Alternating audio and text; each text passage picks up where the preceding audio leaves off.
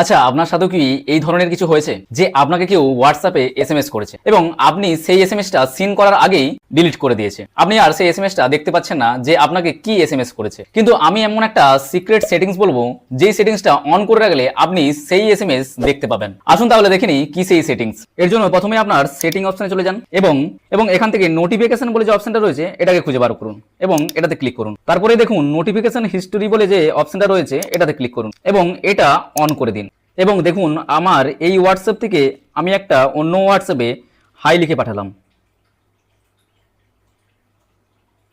এবং আমি সেই হোয়াটসঅ্যাপটা অন করে দেখাচ্ছি দেখুন। এবং এখানে দেখলাম একটা হাই এসএমএস এসেছে, এই মেসেজটা আমি সিন করলাম। আবারও আমি সেই হোয়াটসঅ্যাপে যাচ্ছি, যে হোয়াটসঅ্যাপ থেকে হাই করেছিলাম সেই হোয়াটসঅ্যাপটা খুললাম এবং এখান থেকে মেসেজটা আমি ডিলিট করে দিলাম, ডিলিট ফর এভরিওয়ান করে দিলাম। এখান থেকে মেসেজটা আমার চলে গেল এবং এই যে হোয়াটসঅ্যাপ, এই হোয়াটসঅ্যাপ থেকেও আমার এসএমএসটা ডিলিট হয়ে গেল। তারপরে আমার এখান থেকে আর এই এসএমএসটা দেখা যাচ্ছে না। এই এসএমএসটা দেখার জন্য আমি একদম চলে যাব আমার ফোনের সেটিং অপশনে এবং এখানে নোটিফিকেশনে ক্লিক করব এবং নোটিফিকেশন হিস্ট্রি বলে যে অপশনটা ছিল ওটাতে ক্লিক করব।